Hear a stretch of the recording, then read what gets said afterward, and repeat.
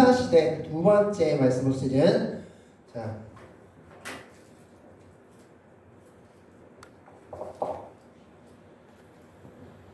지난주에 이어서 이제 왕정시대가 오게 된 그 이유에 대해서 같이 말씀을 통해서 보도록 하겠습니다. 자, 지난주 먼저 복습해 보겠습니다. 자, 지난주에 사사기가 오게 된 이유, 사사기라는 그 시기가 오게 된 이유를 말씀드렸습니다. 즉 여호수아가 죽은 후 바로 왕정 시대로 오지 않고 즉 사울부터 시작해서 다윗, 솔로몬 그런 왕정 시대로 오지 않고 그 사이에 사사기라는 말씀이 끼어 있습니다. 우리 말씀에 보면 이 사사시대가 있습니다. 사사시대. 이 사사시대는 왜 온 것일까? 이 사사시대를 대표하는 말씀이 뭡니까? 왕이 없었으므로 자기 소견에 옳은 대로 행했다라고 말씀하고 있죠. 자, 오늘 그 말씀부터 한번 들어보도록 하겠습니다. 자, 사사기 21장 25절 말씀 다 같이 읽겠습니다. 시작! 그때 이스라엘에 왕이 없었으므로 사람이 각기 자기의 소견에 옳은 대로 행하였더라. 아멘. 이 사사시대를 성경에서는 왕이 없었다라고 말씀하고 있습니다. 왕이 없었다. 자, 그렇다면 여기서 이제 본격적인 질문을 한번 드려보겠습니다. 왜 사사시대는 왕이 없었을까? 하나님께서 왜 사사시대에 왕을 만들라고 하지 않으셨을까? 그리고 사사시대가 지난 다음에 왜 하나님은 왕을 하라고 선택하라고 명하셨을까에 대한 질문을 우리가 더 던져보도록 하겠습니다. 자, 사사시대는 왜 왕이 없었을까? 총 세 가지 파트로 해서 같이 말씀을 보도록 하겠습니다. 첫 번째, 레위 지파를 세움이라고 말씀하고 있습니다. 레위 지파. 자, 갑자기 뜬금없이 레위 지파가 나오는데 말씀을 또 해보겠습니다. 창세기 29장 34절 말씀 다 같이 읽겠습니다. 시작!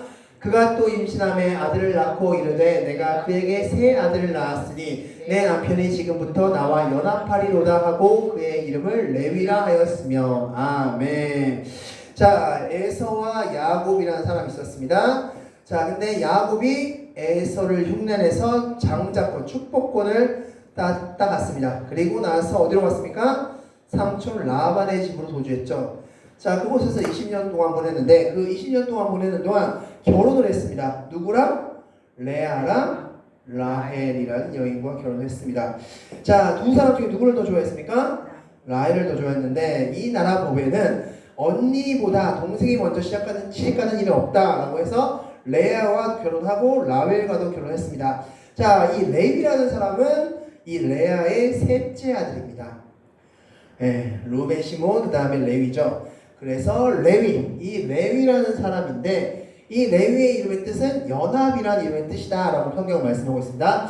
자, 근데 이 레위를 왜 제가 지금 언급하느냐? 이 말씀 때문입니다. 출애굽기 33장 26절 말씀 다 같이 읽겠습니다. 시작!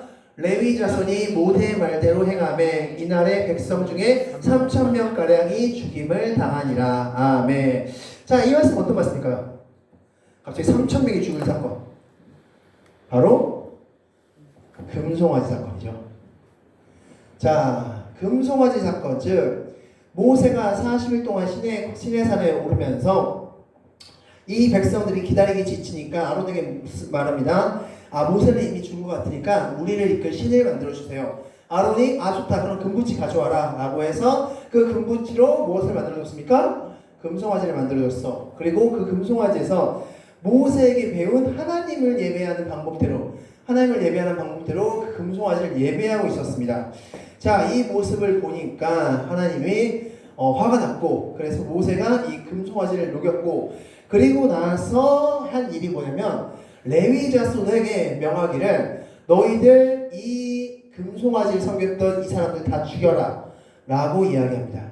그래서 그때 죽은 사람이 몇 명이다? 3,000명인데, 자, 이 본문을 근거로 해서 많은 성경학자들은 아마도 금송아지를 섬길 때 레위 지파만큼은 섬기지 않았을 것이다 라고 판단하고 있습니다. 자, 어쨌든 그래서 레위 지파에게 하나님은 그 일에 대한 해결권을 주셨고, 이 이후 이 레위 자손들은 하나님께 중책을 받습니다. 어떤 중책이냐? 자, 말씀 보겠습니다.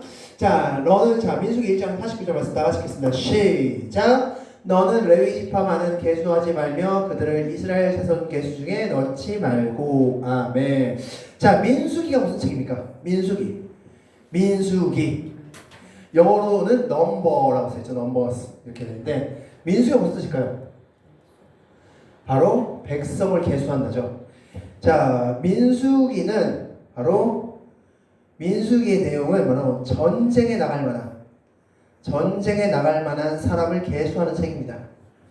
이스라엘 백성들이 이제 가나안 땅에 진격하기 위해서 전쟁에서 이제 가나안 땅에 입성해서 전쟁을 해야 되는데 그때 그 전쟁을 치룰 사람을 계수한 책, 이게 민수기인데 이 민수기의 내용을 보면 가만히 어떻게 말씀하고 있습니까? 레위 지파는 계수하지 말라라고 말씀하고 있습니다. 자, 그렇다면 여기서 질문을 던져야겠죠. 왜 하나님은 레위 지파를 계수하지 못하도록 하셨을까에 대한 질문. 자, 말씀 보겠습니다. 자, 역대하 35장 3절 말씀 다 같이 읽겠습니다. 시작. 또 여호와 앞에 구별되어서 온 이스라엘을 가르치는 레위 사람에게 이르되 거룩한 궤를 이스라엘 왕 다윗의 아들 솔로몬이 건축한 전 가운데로 모셨다라고 말씀하고 있습니다. 자, 이 역대하에서 말씀하고 있는 레위 사람의 역할이 무엇입니까? 레위 사람 무슨 일을 하는 사람? 온 이스라엘을 가르치는, 말씀을 가르치는 역할을 하는 레위에게 맡겼습니다. 자, 그래서 이렇게 정리할 수 있습니다. 레위인들은 하나님은 이스라엘 백성들에게 율법을 가르치는 자들로 세웠습니다. 그래서 앞서 말씀드린 대로 민수기에서 누구는 계수하지 않았다? 레위인만큼은 계수하지 않았습니다. 왜? 민수기가 무슨 책이다? 전쟁에 나갈 만한 사람을 계수하는 상황을 적은 책인데 그 민수기에서 레위인을 계수하지 않았다는 건 다른 말로 민수기는 전쟁에 참전시키지 않겠다라는 뜻입니다. 왜 참전시키지 않았을까요? 그들은 전쟁에 나갈 목적의 지파가 아니라 율법을 가르치는, 말씀을 가르치는 역할의 지파이기 때문에 레위인은 하나님이 그 계수에 넣지 않으셨습니다. 자, 그런데 여기까지 너무나 좋았습니다. 그런데 문제는 다음부터입니다. 이 레위인이 타락을 합니다. 자, 이 사사기가 어떤 책이냐? 사사기는 어떤 책일까요? 사사기에 쓴 목적, 사사기라는 책을 쓴 목적이 무엇일까요? 사사기라는 책은 당연히 이 사사들의 활약상을 담은 책입니다. 즉, 우리가 가장 잘 알고 있는 삼손이 대표적인 사사기일 텐데 이 삼손을 비롯해서 여러 가지 12명의 사사들의 활약상을 담은 책이 사사기인데 그런데 사실 이렇게 사사기는 사사의 활약상만 담았다라고 설명하기는 부족합니다. 왜냐하면 이 사사기의 17장 이하부터의 말씀은 이 사사들과 전혀 상관없는 말씀이 적혀있기 때문입니다. 이 사사기 17장 이하부터는 바로 레위인의 타락입니다. 레위인의 타락을 적고 있습니다. 그리고 1장부터 2장 역시 동일한 내용이 적혀 있습니다. 그리고 그 사이에 바로 사사들의 활약상이 적혀 있는 책이 사사기다라고 말씀할 수 있습니다. 그러므로 사사기는 단순히 사사들의 활약상을 말씀하고 싶어서 적은 책이 아니라 레위인의 타락을 말씀하고 싶어서 적은 책이다라고 보는 게 더 어찌 보면 정확할 수도 있습니다. 자, 앞서 말씀드린 대로 레위는 어떤 지파로 분류했다? 하나님이 말씀을 가르치는 지파. 자, 우리 레위기 사사기에서 가장 유명한 말씀 뭐라고 말씀드렸습니까? 그때에는 왕이 없었으므로. 왕이 필요했을까요? 안 했을까요? 필요 없었답니다. 왜냐하면 왜 필요 없습니까? 레위 지파가 그 역할을 하면 되니까. 레위 지파가 말씀을 가르치면서 왕의 역할을 하면 됐습니다. 왕이 어떤 사람입니까? 법을 지정하고 그 법대로 통치하는 역할을 하는 사람이 왕입니다. 근데 지금 이 이스라엘의 민족 가운데는 왕이 필요한가요? 필요 없나요? 필요 없어요. 왜? 레위 지파가 그 역할입니다. 이 레위 지파라는 사람들이 어떻게 보면 왕의 역할이었습니다. 쉽게 말하면 레위 지파가 왕의 역할이었습니다. 즉 말씀을 가르치면서 그 말씀에 대해 판결해주는 사람, 그게 레위 지파의 몫이었습니다. 그래서 이들은 전쟁에도 나가지 마 라고 했습니다. 그런데 이 사사기를 보면 레위 지파가 얼마나 타락했는지가 성경에 곳곳에 나옵니다. 크게 두 가지 사건을 17장 이하에 적고 있는데, 자, 첫 번째는 먹을 것을 찾아다니는 레위인이라는 말씀입니다. 자, 우리 좀 말씀 보겠습니다. 17장 7절 말씀 다 같이 읽겠습니다. 시작. 유다 가족에 속한 유다 베들레헴에 한 청년이 있었으니 그는 레위인으로서 거기에 거류하였더라. 아멘. 자, 그 다음 말씀 읽겠습니다. 시작. 그 사람이 거주할 곳을 찾고자 하여 그 성읍 유다 베들레헴을 떠나가다가 에브라임 산지로 가서 미가의 집에 이르매. 자, 이게 무슨 말씀이냐? 레위인이 어디에 있었다고 말씀하셨죠? 베들레헴. 예수님께서 태어나신 그 베들레헴이라는 지역에 레위 지파가 있었습니다. 레위 청년이 있었습니다. 자, 레위 청년이 어디 있었냐? 성경에 보면 하나님께서 이스라엘 땅을 12조로 분배해서 12지파에게 나눠주었습니다. 12지파에게 이렇게 분배해서 땅을 나눠줬는데, 그 땅에 레위인은 땅을 분배받았을까 못 받았을까요? 안 받았습니다. 어떻게 그럼 레위인이 살았냐? 자, 두 가지를 하나님께서 말씀하셨는데, 먼저 목초지를 하나님께서는 그 레위인에게 주라고 말씀하셨습니다. 이 목초지는 풀이 무성한 지역입니다. 풀이 무성한 지역으로서 여기서 농사나 이런 것들을 할 수는 없는 지역입니다. 사람이 살 수는 있지만 농사나 이런 것들을 하지 못하는 지역. 자, 즉 지금 레위인에게 뭘 말하고 있는 겁니까? 레위인에게 너희들 농사하라 하지 말라? 하지 말라. 너희들 농사하지 마. 왜 농사하지 말라고 했을까요? 굶어 죽으라고? 그 너희들의 먹을 것은 누가 책임지겠다? 내가 책임지겠다. 네, 그래서 잠시 후에 말씀 나옵니다. 자, 그 다음에 도피성이라는 곳이 있습니다. 이 도피성이라는 곳은 어떤 곳이냐? 사람을 의도적으로 죽인 게 아니라 실수로 어쩌다가 도끼질 했는데 그 도끼날이 빠지면서 옆에 있는 사람이 죽었다. 이런 식으로 실수로 누군가를 죽였을 때 그 지파에 해당되는 도피성으로 도망가면 그 사람은 일정 기간, 도피성에 있는 기간만큼 살할 수 있었습니다. 해코지할 수 없는 그 공간을 만들어 놓습니다. 네. 그 도피성을 관리하는 사람 또한 레위인이었습니다. 즉 레위인은 이렇게 목초지나 도피성에서 살게끔 해줬습니다. 자, 이 베들레헴이라는 지역, 이 베들레헴이라는 지역은 누가 다스렸냐면 베냐민 지파가 다스렸습니다. 베냐민 지파가 다스렸는데, 이 베냐민 지파가 다스리는 이 베들레헴 지역에 레위 청년이 살고 있었는데, 자, 말씀에서 뭐라고 말씀하고 있습니까? 이 베들레헴에서 잘 살고 있는 이 레위 청년이 어디로 갔다?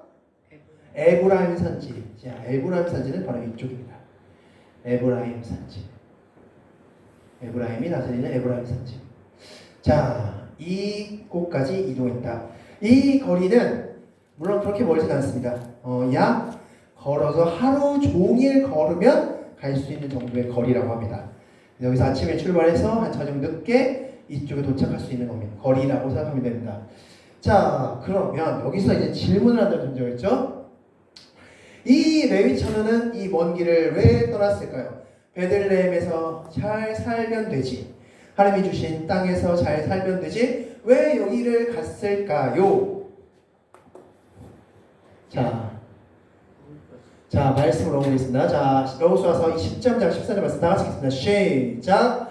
레위 지파에게는 여호수아가 기업으로 준 것이 없었으니 이는 그에게 말씀하신 것과 같이 이스라엘의 하나님 여호와께 드리는 화제물이 그들의 기업이 될 것이다 라고 말씀하셨습니다.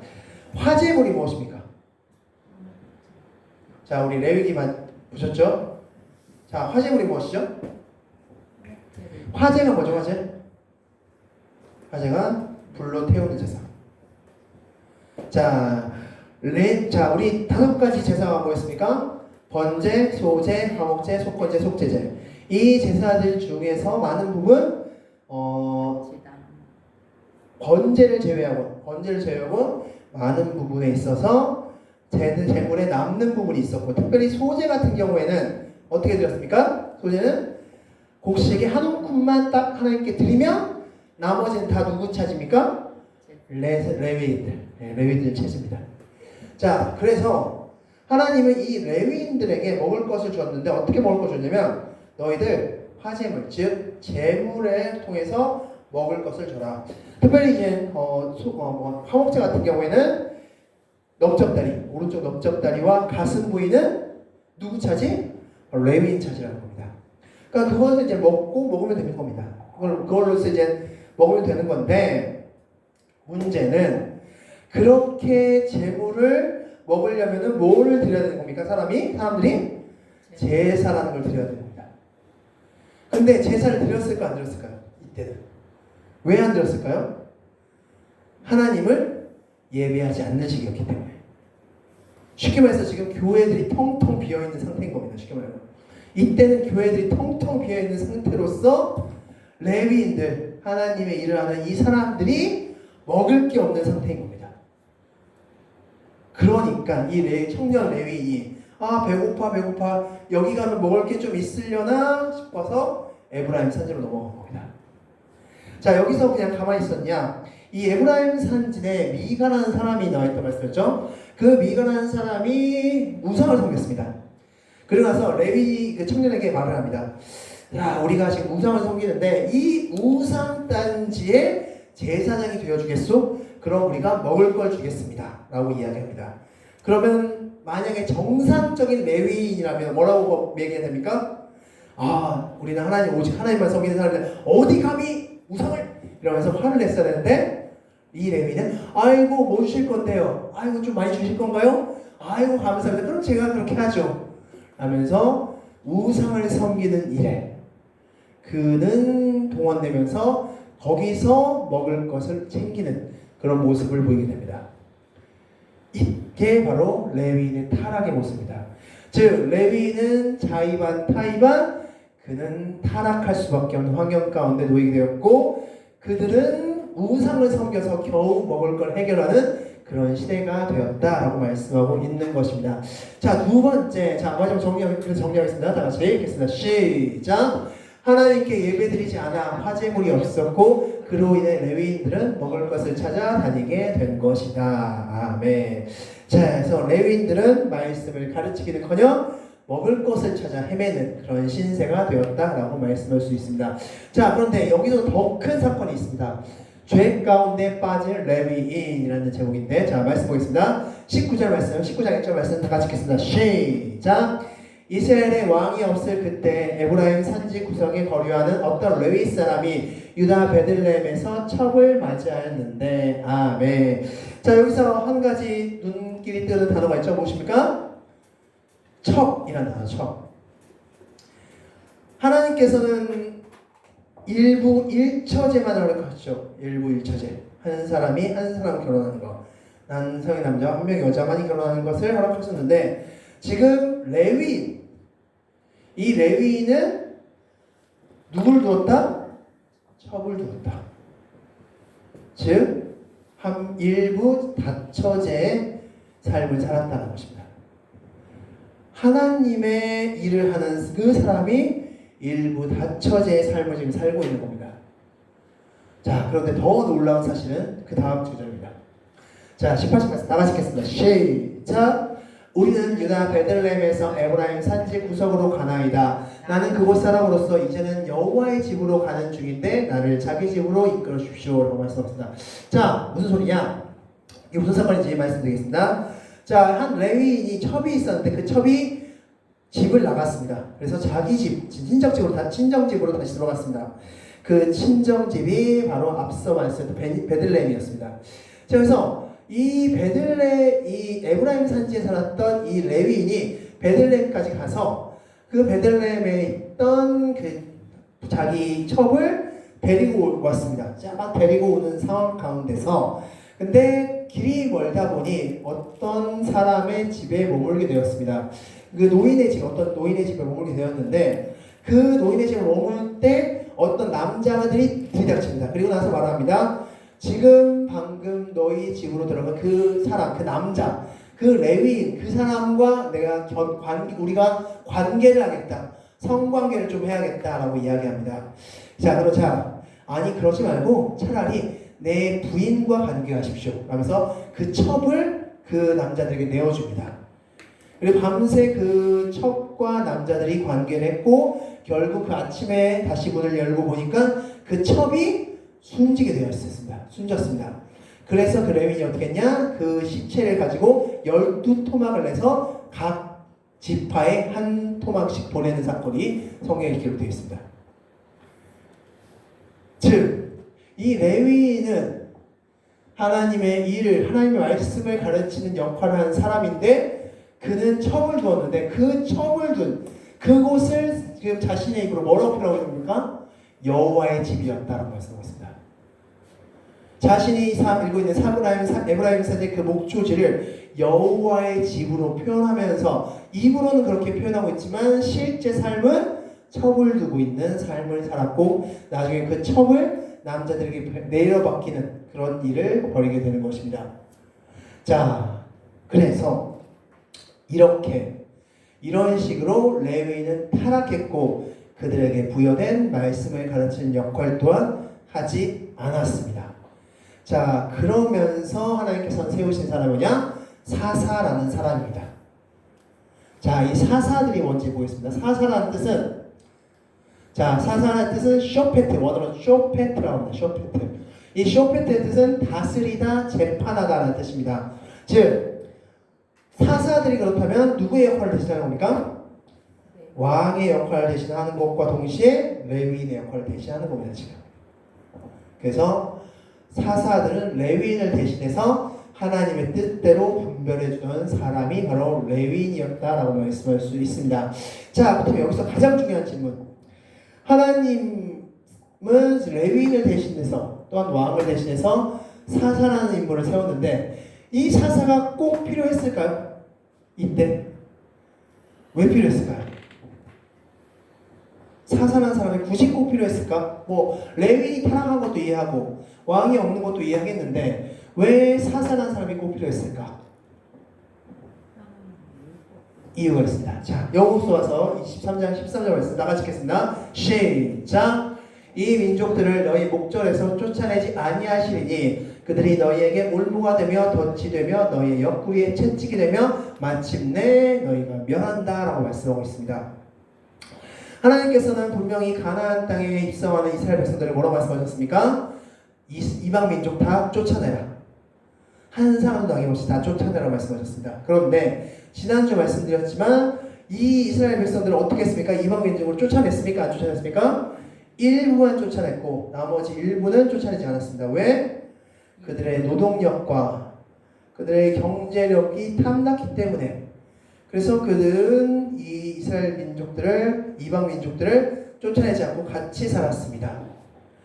하나님께서 그래서 여호수아에게 경고의 메시지를 주는 겁니다. 너희들 만약에 이렇게 이들을 쫓아내지 아니하면 나중에 너희들이 쫓겨날 것이다. 실제로 이스라엘은 어떻게 됐습니까? 70년 동안 포로 생활했죠. 이 포로 생활의 시작이 바로 이때라는 것을 말씀하고 있습니다. 즉, 이방 민족과 같이 사는 이스라엘 백성들, 그 이스라엘 백성들이 쫓아내지 아니한 이방 민족들 때문에 이들은 종교적인, 신앙적인 갈등 상황 가운데 놓이게 되는 것입니다. 그래서 하나님은 누구를 세우셨다? 사사를 세우셨다. 사사를 세워서 너희들 신앙적으로 분별하고 판단할 일이 있을 때 누가 너희들을 판결해 주겠다? 사사들이 판결해 주겠다. 그래서 하나님은 사사들을 세울 수밖에 없었다라는 것입니다. 즉 사사들을 세운 이유는 무엇이다? 이방 민족과 같이 살고 있기 때문에. 그래서 신앙적으로 판결받아야 될 일들이 있었기 때문에. 그래서 사사들을 세우셨다라고 말씀드릴 수 있습니다. 자, 그래서 마지막 정리하면 이렇습니다. 다 같이 읽겠습니다. 시작! 말씀을 가르치는 역할을 세우신 레위인이 타락함으로 말씀을 모르는 백성들이 되었고 그들을 분별시키기 위해 사사들을 세우셨다. 아멘. 여기서 더 덧붙이자면 이방 민족과 지금 어울리면서 살아오고 있었기 때문에 사사들을 세우셨다라고 말씀할 수 있습니다. 그래서 다다음 주에는 사사들이 어떤 역할을 했는지 그것도 굉장히 재미있습니다. 그 말씀을 같이 말씀 통해서 보도록 하겠습니다. 그럼 이제 주보에 나온 화면에 나온 문제 같이 나누도록 하겠습니다. 첫 번째, 사사 시대는 왕이 없었습니까? 네, 왕이 없으므로라고 말씀하셨죠. 자, 두 번째, 레위 지파는 전쟁을 위한 계수에 들어갔습니까? 아니요. 네, 그렇죠. 레위 지파는 전쟁을 계수죠. 민수기에 보면 레위 지파는 제하라라고 말씀하고 있습니다. 그 이유는 레위 지파는 무엇이었기 때문에, 자, 레위 지파는 어떤 목적으로 세우셨습니까? 지금 말씀을 가르치는 자들로서 세우셨습니다. 그래서 레위 지파는 말씀을 가르치는 자로 세우셨기 때문에 하나님은 레위 지파는 계수에서 빼라라고 말씀하셨습니다. 레위 청년이 먹을 것을 찾아 헤맨 이유가 무엇이었습니까? 제사를 드리기, 즉 예배를 드리기, 제사를 드리지 않기 때문에. 제사를 드리지 않으니까 뭐가 없습니까? 재물이 없는 겁니다. 이 재물이 있어야지만 그 재물에서 먹을 것이 나와서 이들이 먹고 사는데, 이들이 하나님을 안 찾고, 이스라엘 백성들이 하나님을 안 찾고 바알을 찾고 아스타솔을 찾고 온갖 이방 신에게를 찾으면서 그 이방 신에게만 재물을 바치니까 하나님을 예배하는 제사장들이, 하나님을 예배하고 말씀을 가르치는 그 제사장들이 먹을 게 없는 겁니다.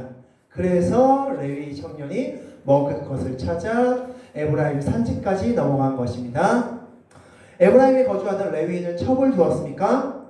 네, 첩을 두었죠. 네, 잘못 썼을 것 같습니다. 자, 사사는 무슨 역할을 했던 사람입니까? 바로 재판, 판단이라는 뜻을 가지고 있습니다. 그래서 왕의 역할, 레위인의 역할을 했던 사람이 바로 사사라는 사람이었습니다. 자, 그럼 마지막으로 사사들이 필요했던 이유는 무엇입니까? 사사들이 왜 필요했을까요?